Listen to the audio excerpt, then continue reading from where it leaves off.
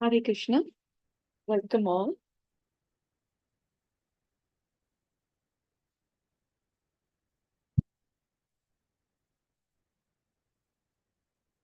Okay. Thank you so much, Prabhuji, for joining. Okay.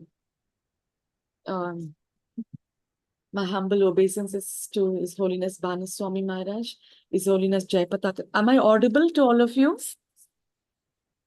You can Audible. just, yeah, thank you so much. Okay. So, my humble obeisances to His Holiness Bhanu Swami Maharaj, His Holiness Jayapataka Swami Maharaj, His Divine Grace A.C. Bhaktivedanta Swami Prabhupada, all the acharyas in the Sampradaya, and also my humble obeisances to all of you wonderful devotees on Zoom, on YouTube, and on Facebook. Thank you so much for your motivation and support. Okay, so we are continuing with the Srimad Bhagavatam, okay, commentary of Srila Prabhupada, A.C. Bhaktivedanta Swami Prabhupada, founder Acharya of the International Society for Krishna Consciousness. So I'm continuing from where we left yesterday, okay. It is the Canto 1, Chapter 1, Text 1. So I'm continuing.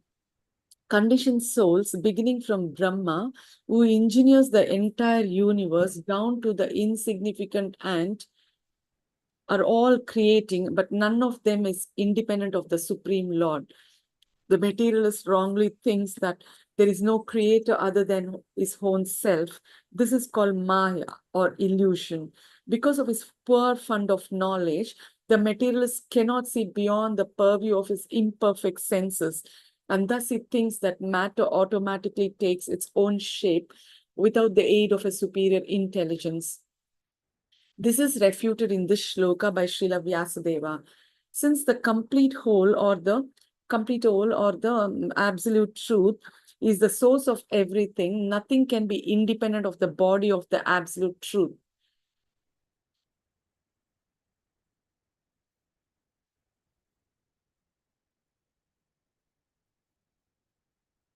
Whatever happens to the body quickly becomes known to the embodied.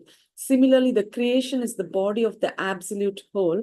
Therefore, the absolute knows everything directly and indirectly that happens in the creation. So what they're saying here is the jivas, who are conditioned souls, beginning from Brahma, okay, and down to the insignificant ant, all the jivas are creating, but nobody is independent like the Supreme Lord. Even the materialist, he wrongly thinks like, he's independent. He's the creator independently, okay? This is called Maya or illusion because he is in ignorance and he cannot see beyond his imperfect senses. He thinks that that matter automatically takes its own shape without the aid of the Supreme Lord. Okay, so Vyasadeva refutes this method of thinking by the conditioned jivas. He says, the complete whole or the absolute truth is the source of everything, and nothing can be independent of the body of the Supreme Lord. Okay, whatever happens to the body quickly becomes known to the embodied. Okay, whatever happens in our body, we can know what is happening in our body. Similarly, the creation is the body of the absolute whole, is the body of the Supreme Lord. The entire creation is the body of the Supreme Lord. So the Lord knows whatever is happening in his creation. Okay, therefore, the absolute knows everything directly and indirectly that happens in the creation. In the Shruti mantra,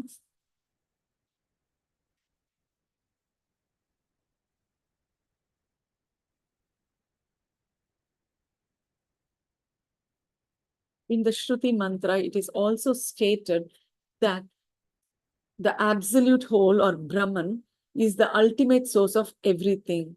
Everything emanates from him and everything is maintained by him. And at the end, everything enters into him. That is the law of nature. In the Shruti mantra, the same is confirmed. It is said that the source from which everything emanates at the beginning of Brahma's millennium and the reservoir to which everything ultimately enters is the absolute truth or Brahman. Material scientists take it for granted that the ultimate source of the planetary system is the sun, but they are unable to explain the source of the sun. Herein, the ultimate source is explained. According to the Vedic literatures, Brahma, who may be compared to the sun, is not the ultimate creator.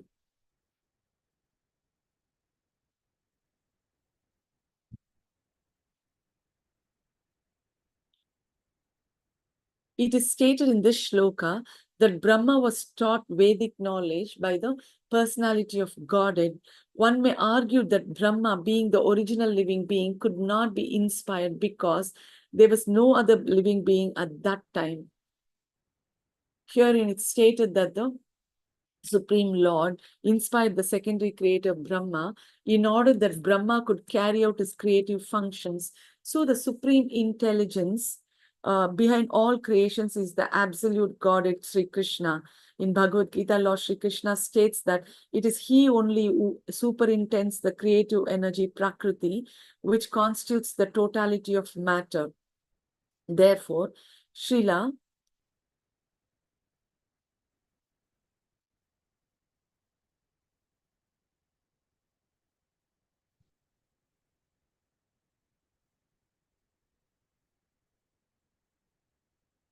Therefore, Sri Vyasadeva does not worship Brahma, but the Supreme Lord who guides Brahma in his creative activities. In this shloka, the particular words Abhignan and Swarat are significant. These two words distinguish the Supreme Lord from all the living entities. No other living entity is either Abhigna or Swarat. That is, no one is either fully cognizant or fully independent. Even Brahma has to meditate upon the Supreme Lord in order to create. Then what to speak of great scientists like Einstein?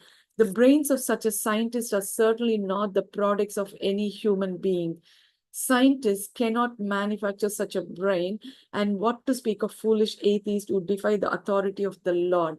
Even Mayavadi impersonalists who flatter themselves that they can become one with the Lord are neither Abhigna nor Swarat. Such impersonalists undergo severe austerities to acquire knowledge to become one with the Lord. But ultimately, they become dependent on some rich disciple who supplies them with money to build monasteries and temples. Atheists like Ravana or Hiranyakashipu had to undergo severe penances before they could flout the authority of the Lord. But ultimately, they were rendered helpless and could not save themselves when the Lord appeared before them as cruel death.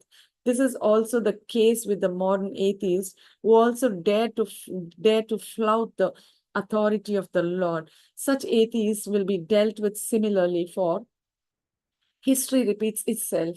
Whenever men neglect the authority of the Lord, nature and our laws are there to penalize them. This is confirmed in Bhagavad Gita BG 4.7 in the well-known verse.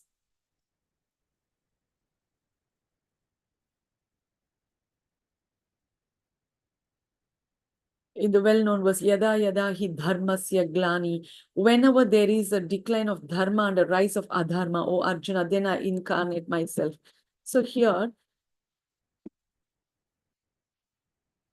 it is stated, like in the Shruti mantra, that is in the Vedas, it is stated that the Supreme Lord is the cause, source of all, everything, okay? Everything emanates from him, and everything is maintained by him, and everything enters into him at the final destruction, okay? So that is the law of nature.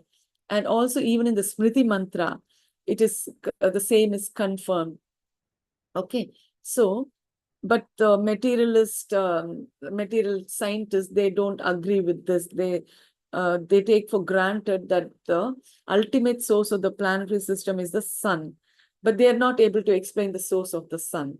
And also even this, some people think like, that Brahma is the source of everything. But actually, Brahma also gets his knowledge from the Supreme Lord, and only then after that he is able to do the secondary creation. So, and even the Vedic literatures, they say, um,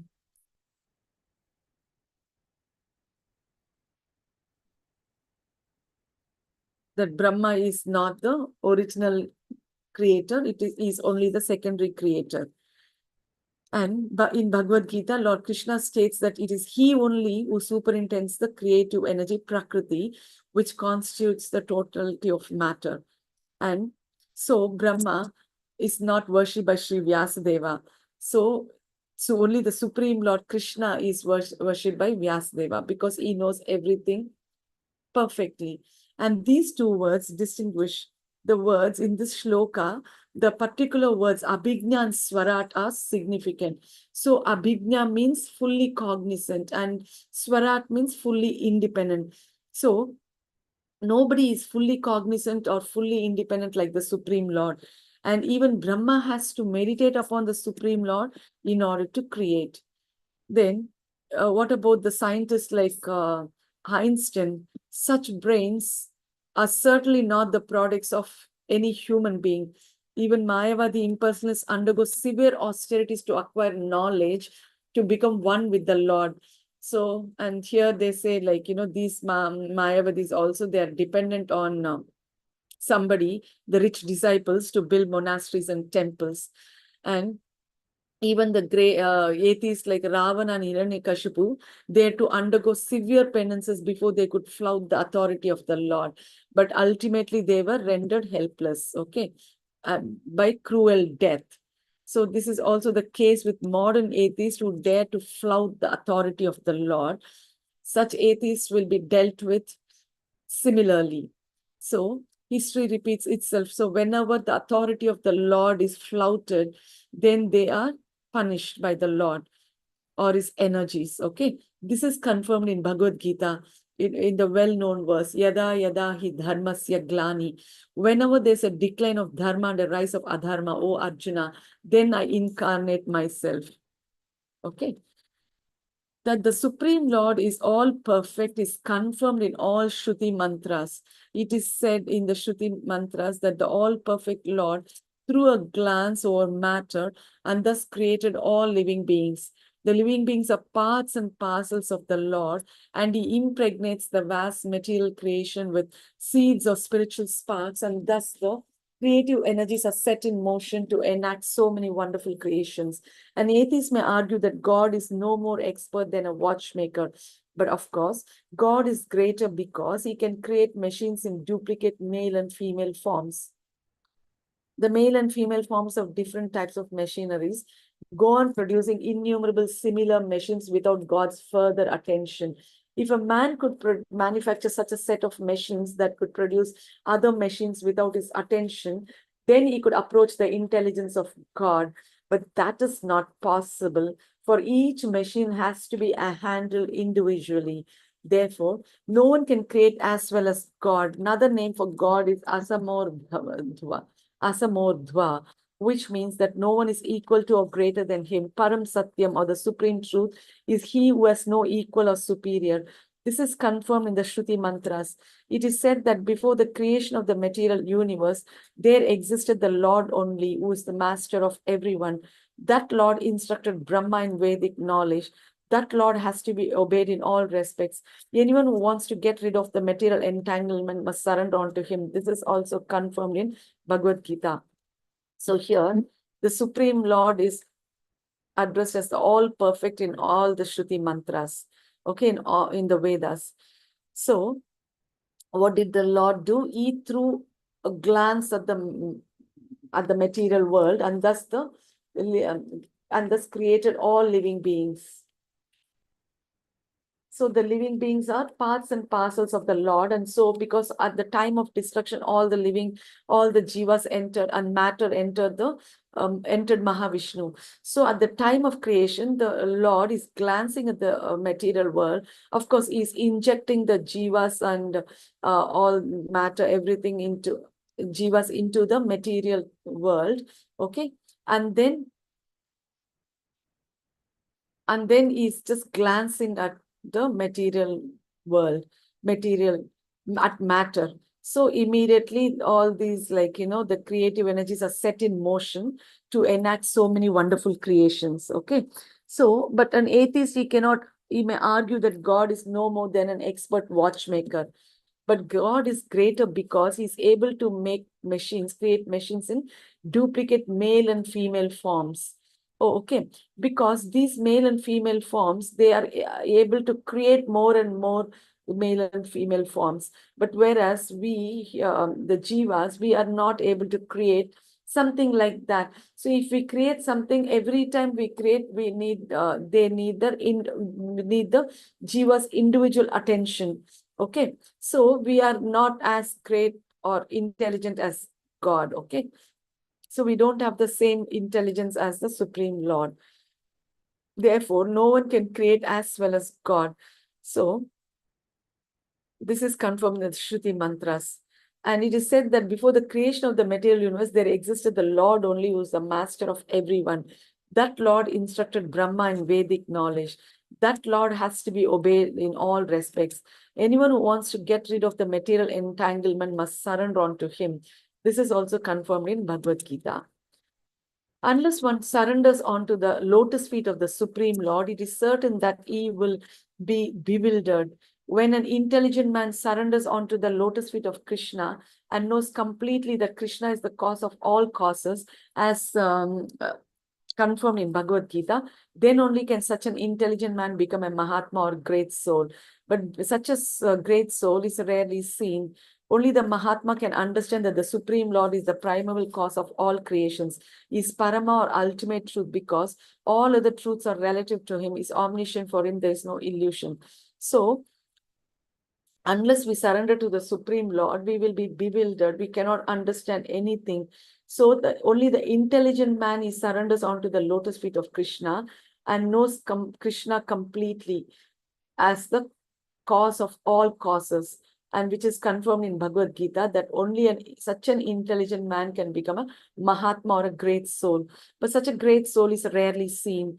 Only the Mahatmas can understand that the Supreme Lord is the primal cause of all creations. He is Parama, is ultimate truth, because all truths are relative to him. He is omniscient, for him there is no illusion. Okay. Some Mayavadi scholars argue that Srimad Bhagavatam was not compiled by Sri Vyasadeva, and some of them suggest that this book is a modern creation written by someone named Opadeva. In order to refute such meaningless arguments, Sri Sridhar Swami points out that there is reference to the Bhagavatam in many of the oldest Puranas. This first shloka of the Bhagavatam begins with the Gayatri mantra. There is reference to this in the Matsya Purana, which is the oldest Purana. In that Purana, it is said with reference to the Gayatri mantra in the Bhagavatam that there are many narrations of spiritual instructions beginning with the Gayatri mantra. And there is the history of Vritasura. Anyone who makes a gift of this great work on a full moon day attains to the highest perfection of life by returning to Godhead. There's reference to the Bhagavatam in other Puranas also, where it is clearly stated that this work was finished in 12 cantos, which includes 18,000 shlokas. In the Padma Purana also, there is a reference to the Bhagavatam in a conversation between Gautama and Maharaja Ambarisha. The king was advised therein to read regularly Srimad Bhagavatam if he desired liberation from material bondage. Under the circumstances, there is no doubt about the authority of the Bhagavatam. Within the past 500 years, many erudite scholars and acharyas like Jiva Goswami, Sanatana Goswami, Vishwanath Chakravarti, Vallabhacharya, and many other distinguished scholars, even after the time of Lord Chaitanya, made elaborate commentaries on the Bhagavatam. And a serious student would do well to attempt to go through them to better relish the transcendental messages. So, some Mayavadi scholars may argue that Srimad Bhagavatam was not compiled by Sri Vyasadeva and suggested this book is a modern creation, written by someone named Opadeva. Actually, all these are meaningless arguments.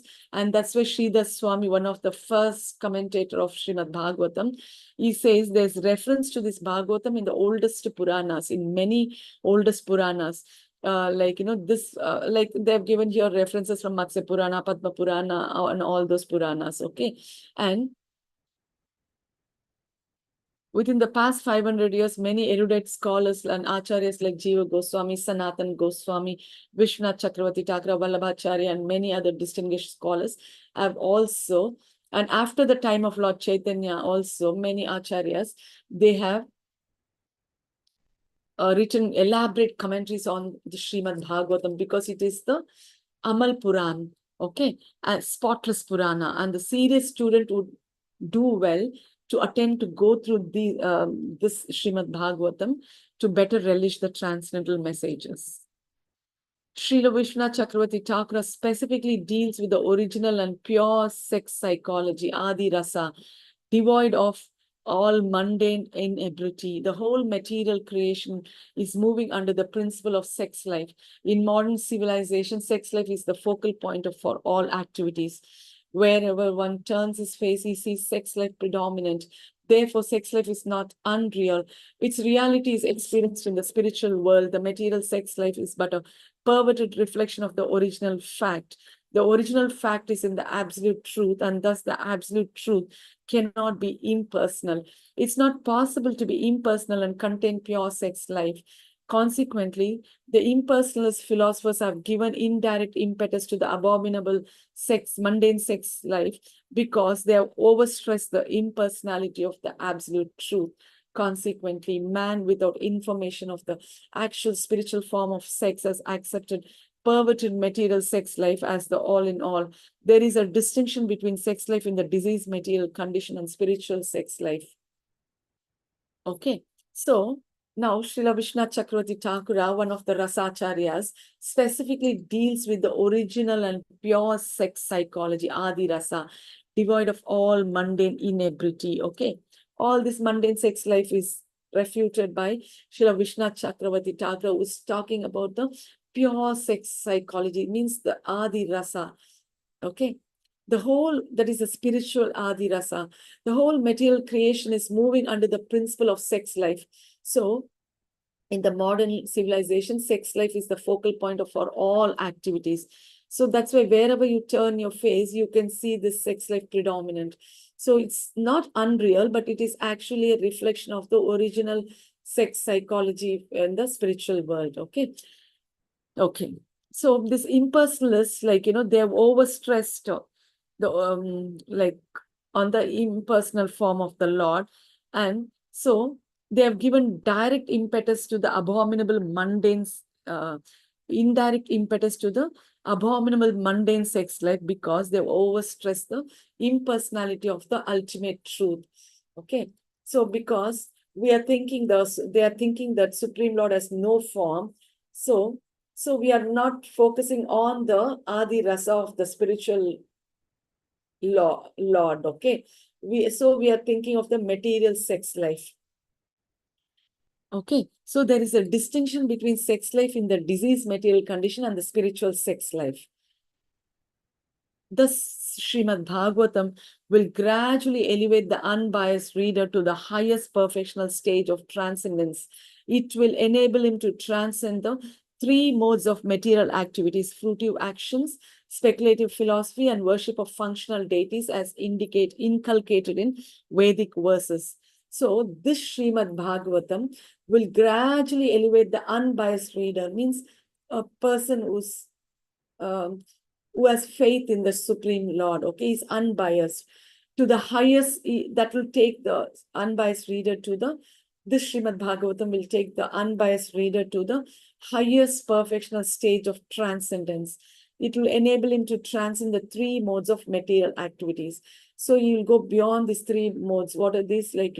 Of material activities, they are the fruitive actions, this karma kanda, speculative philosophy, jnana kanda, and the worship of the functional deities as inculcated in Vedic verses. So worshipping these deities, demigods, as inculcated in the Vedic verses, okay, in the Vedas. Okay, so all these three things we will transcend, and we will tend to know the real facts about the Supreme Lord from the Srimad Bhagavatam. Okay, and become a pure devotee of the Lord and attain the Supreme Lord in a spiritual abode and do service to the Lord with our spiritual bodies.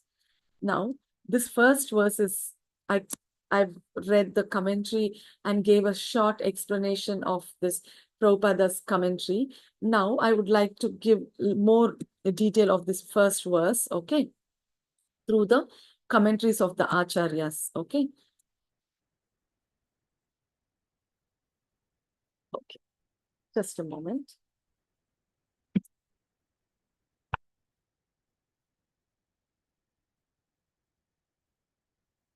So now I would like to especially stress on Srila Vishwanath Chakravarti Thakura's commentary, because he has very clearly given the Adi Rasa, okay, where we can understand the Rasa Tattva, which is very like sweet, like, So I like to give that. So first, in the beginning of his commentary, he glorifies Sri Chaitanya Mahaprabhu as the cloud, as he has rained a sweet shower of mercy, producing a river of devotion to himself, whereas the jivas play like elephants in the Ganga. May the dark cloud of Lord Krishna Chaitanya, made golden with a flash of lightning, illuminate the sky of my mind. So, why is first worshipping Sri Chaitanya Mahaprabhu? So, because Chaitanya Mahaprabhu is Mahavadanyaya, is the most worshipful incarnation. So, if we worship him, all the obstacles are cleared. And also we get the, he's coming in the mood of Srimati Radharani. Okay. So we are getting extra mercy, okay, because Radharani is even more merciful than Krishna. So here, Chaitanya Mahaprabhu is a combination of both Radha and Krishna. Okay, so we get much more mercy, like, to attain the to attain Krishna, okay, in the spiritual world. So he says, like, he's not very learned, and so it might be his foolishness, or it could be the mercy of the Lord in writing his commentary. So if it is the mercy of the Lord, then it will produce bliss with every word for the devotees. Okay. So beautifully, yes, explained. So now he says, and the Lord makes his appearance under the conditions. Okay, the people in general are naturally inclined to enjoy, and you have encouraged them to enjoy in the name of religion. This is verily condemnable and is quite unreasonable. I've just read a part of Srimad Bhagavatam 1.5.15, in which Sri Narada Muni, he criticizes, he condemns Srila Vyasadeva for giving, encouraging the people of Kali Yuga, okay, by writing various Puranas and glorifying various demigods. So he says, because people of Kali Yuga are very short-sighted and are very, sinful, lazy, and everything. So it's better he gives a clear description of Krishna in simple terms, okay, so that they can easily worship Krishna. So, however, under these conditions, the Lord makes his appearance. So whenever there's destruction in dharma, O Bharata, and rise in adharma, I manifest my own body. So in Bhagavad Gita 4.7, Krishna says this. So with this context, okay, we will take this Bhagavata Purana, okay. As well, according to the Gita, the Lord comes to save the devotees and destroy the demons. Bhagavad Gita 4.8.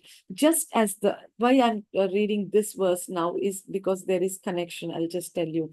Just as he appears for these purposes as Matsya among the fish, as Varaha among the animals, as Hamsa among the birds, as Swayam Bhagwan Krishna among humans, and as Upendra among the Devdas, so the Lord has now appeared as the crown jewel of the scriptures, Srimad Bhagavatam among the Vedas, for restoring dharma and delivering the devotees. Okay, so now, after the disappearance of Krishna from this material world, okay, in Dwapar Yuga, now in is appearing as the crown jewel of scriptures, Srimad Bhagavatam among the Vedas, for restoring dharma and delivering the devotees. Okay. And what is this Bhagavata Purana? This Bhagavata Purana is as brilliant as the sun, and it has arisen just after the departure of Lord Krishna to his own abode, accompanied by religion, knowledge, etc. Okay. So now, because he has gone, he has taken away religion, knowledge, everything with him. So what do we people in Kali Yuga have? Okay. So for that sake, this Bhagavatam has arisen. Okay, arisen as brilliant as the sun, it has arisen. And persons who have lost their vision due to the dense darkness of ignorance in the age of Kali shall get light from this Purana, because in this Kali Yuga, we are all in ignorance, okay? So we have lost all our intelligence. So by getting knowledge from the Srimad Bhagavatam, again we become knowledgeable and intelligent, and we become like the sun, we are becoming bright and knowledgeable. This indicates this Bhagavatam is another form of Krishna, okay? It is similar to the oneness of I and mind. So Krishna and the book about Krishna is same, okay? So it bears no comparison with other works. So Srimad Bhagavatam is completely divine. It has appeared as, Krishna has appeared as Bhagavatam through Shukadeva and Parikshit, okay? And like the sun among the planets, it shines among the Puranas.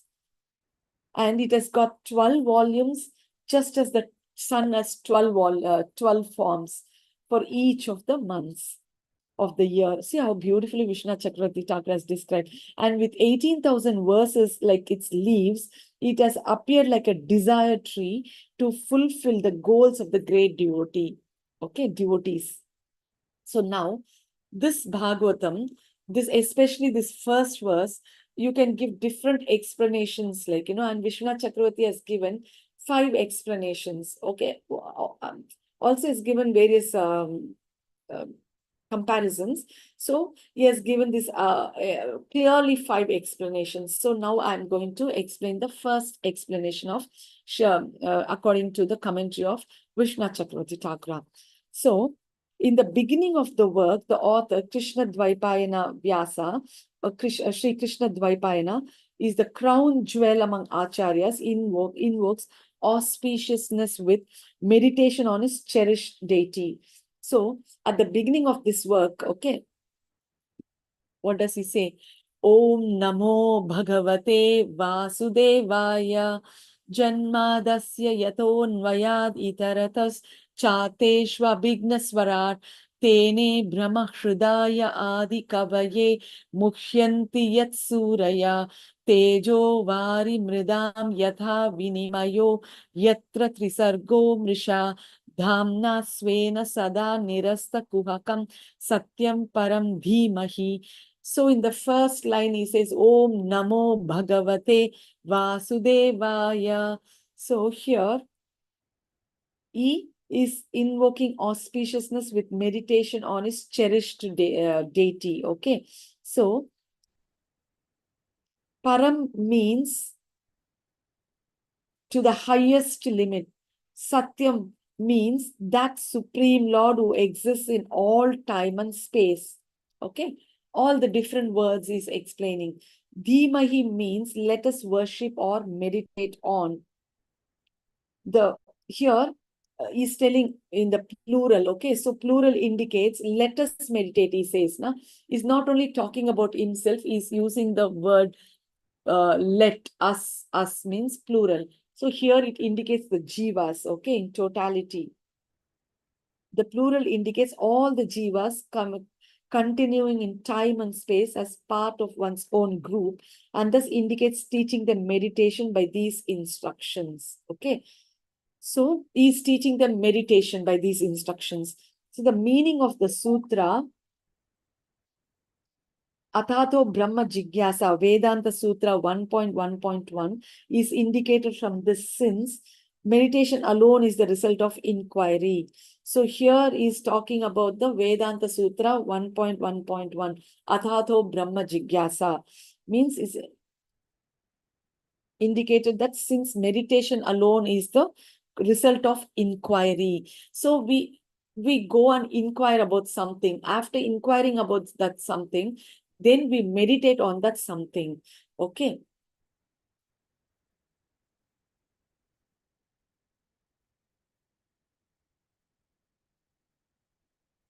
The Lord's supreme power is indicated in this verse with Janma Dasya Yato. Okay.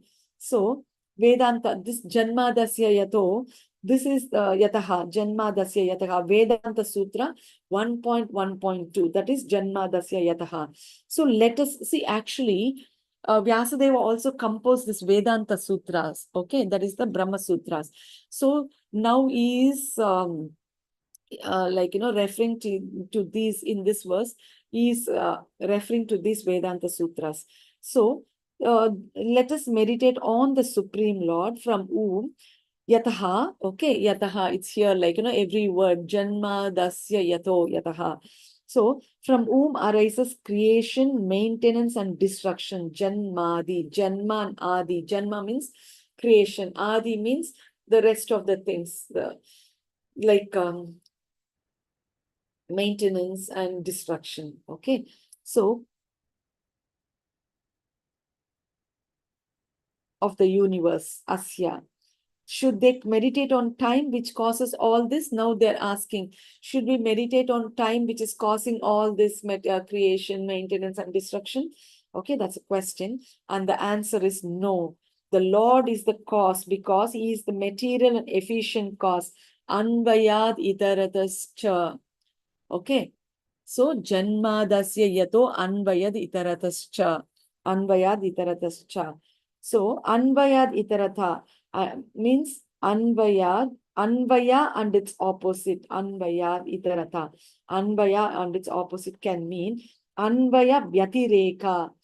Anvaya vyatireka means opposite, which in talking about causality can refer to cause and effect.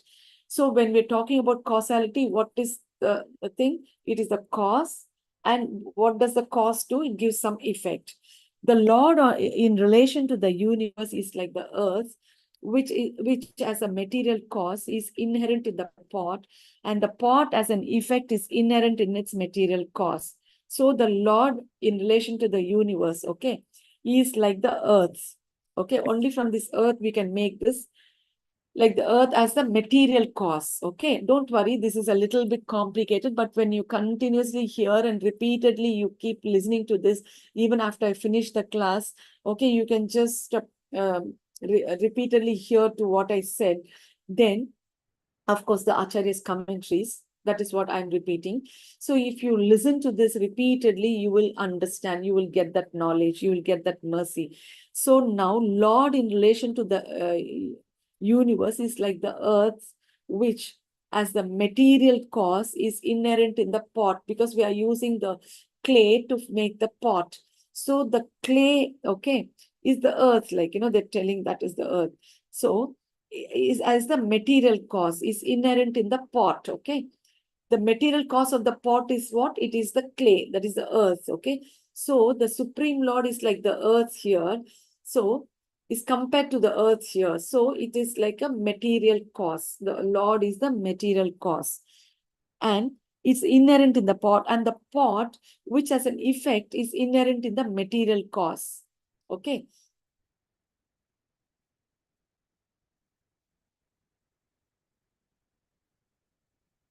the earth.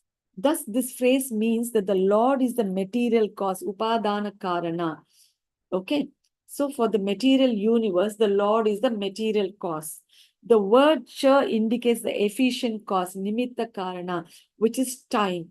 So, the efficient cause is time, because the Lord takes the form of time to influence Prakriti. Okay, so thus the Lord is the cause, Janma, of being the material, Anvayaditarata, and the efficient cause. Okay, so the Lord is the material in the material cause and is also the efficient cause through time. Okay, or the word Anvay. I hope you understand this slowly, slowly. This is a very high, tattva, but don't worry, it is also very simple. If you get the mercy of the Guru and Krishna, you can very well understand. For that, we need to put some endeavor. So you continuously listen to this, hear it repeatedly. Okay, read this repeatedly. Okay, Srila Vishnu Chakravarti Thakur's commentary.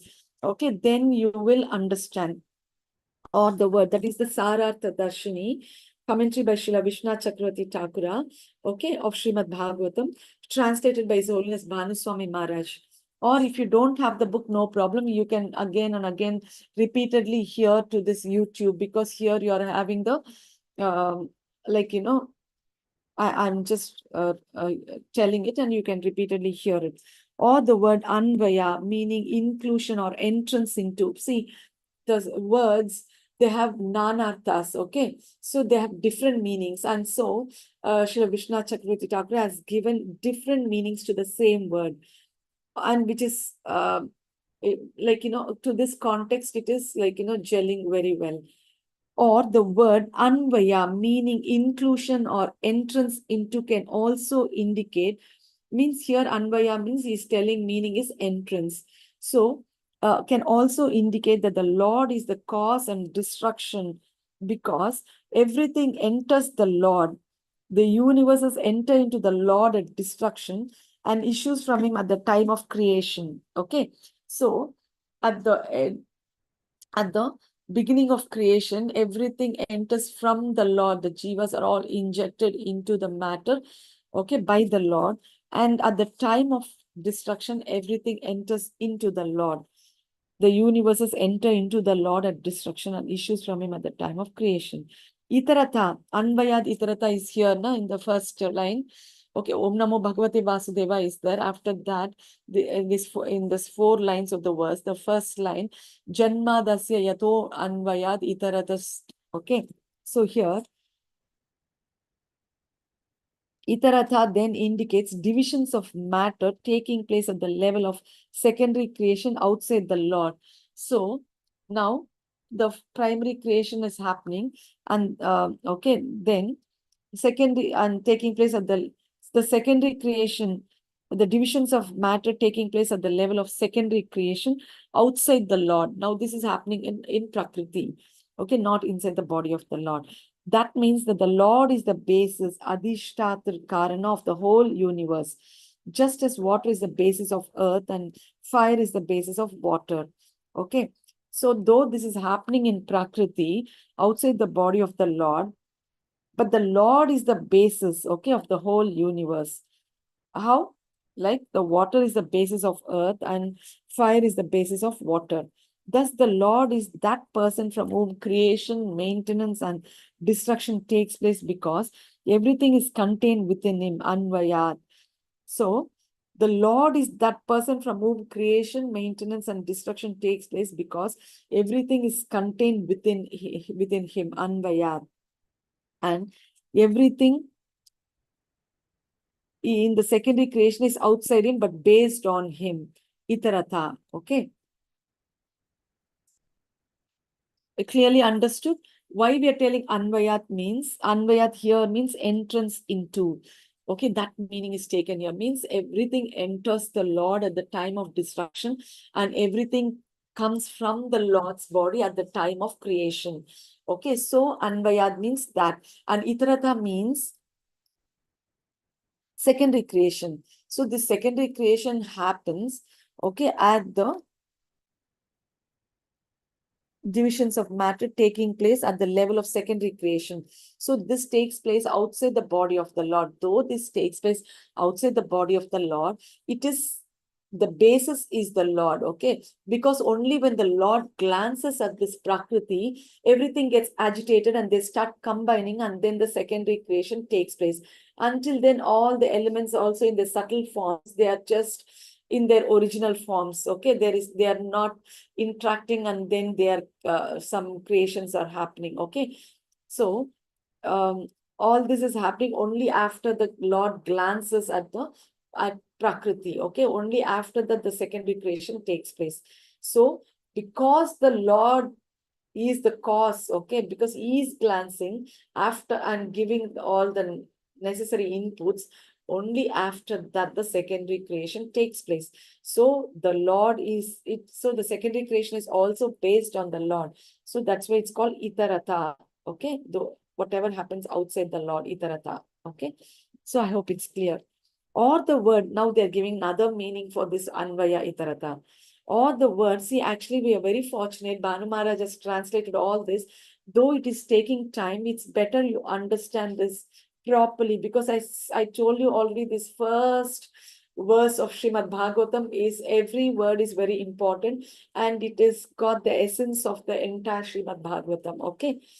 Or the word Anvaya, meaning sequence, can mean that the Lord is creation and destruction because he is the old sequence of creation, maintenance, and destruction.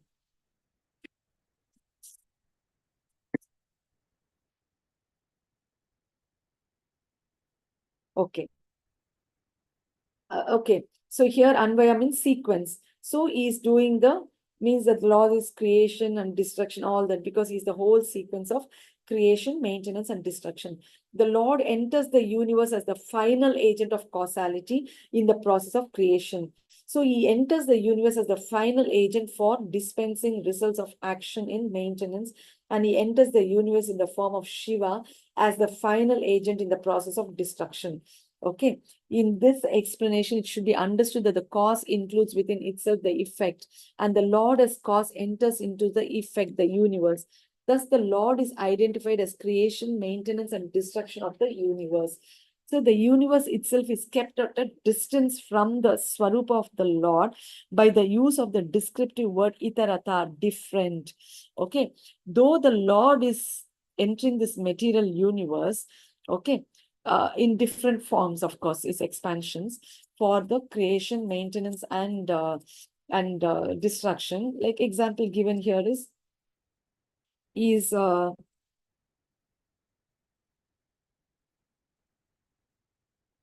like, of course, is as Garbhodaksha Vishnu is like, is there, and then Ma Kshirodaksha Vishnu, and at the time of destruction is taking the form of Shiva.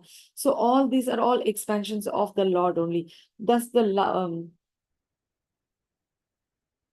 Lord is identified as maintenance and destruction of the universe.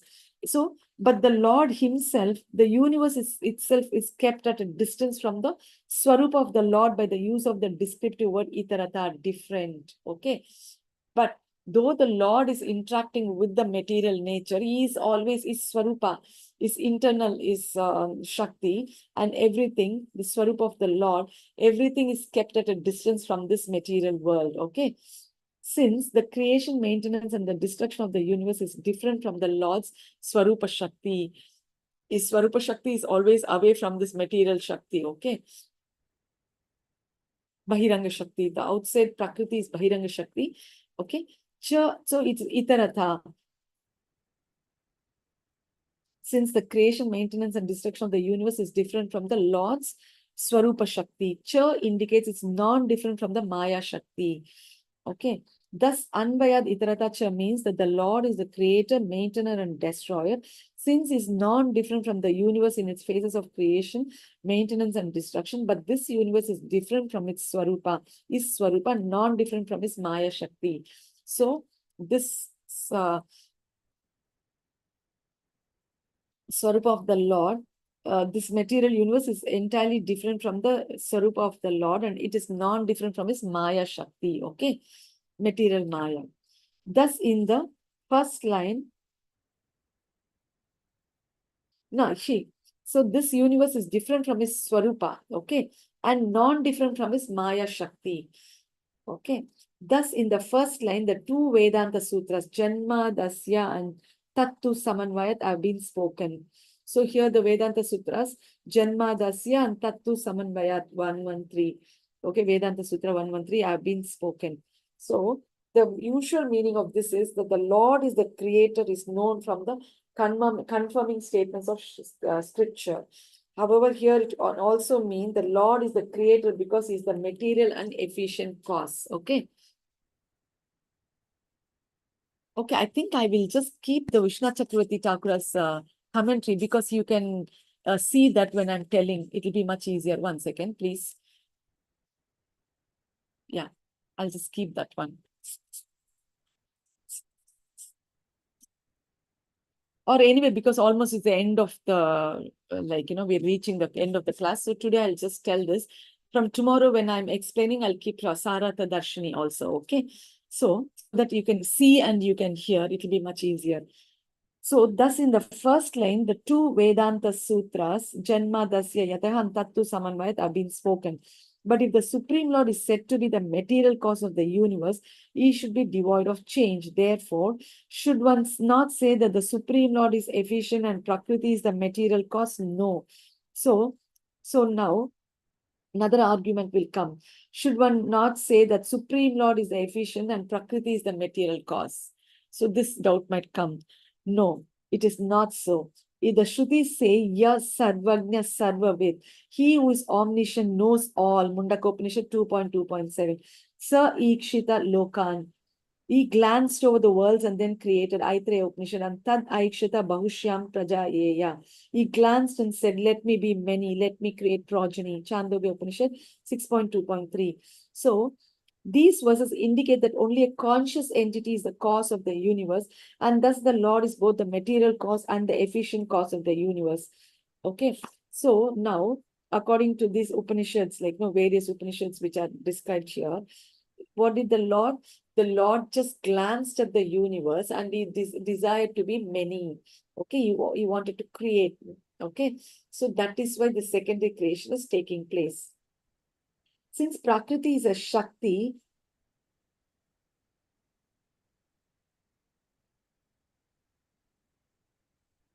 of the Lord, and Shakti and possessor of the Shakti are non-different.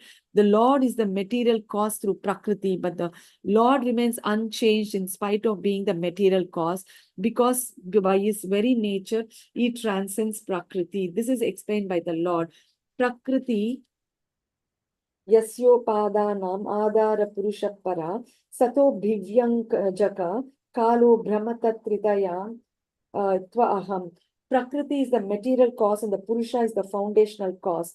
Time, the indirect cause, is agitator of Prakriti, and all three. Srimad Bhagavatam 11.24.19. So here, actually, Prakriti, since Prakriti is a Shakti of the Lord, and Shakti and possessor of the Shakti are non-different, the Lord is the material cause to Prakriti. So now Prakriti is also the Shakti of the Lord.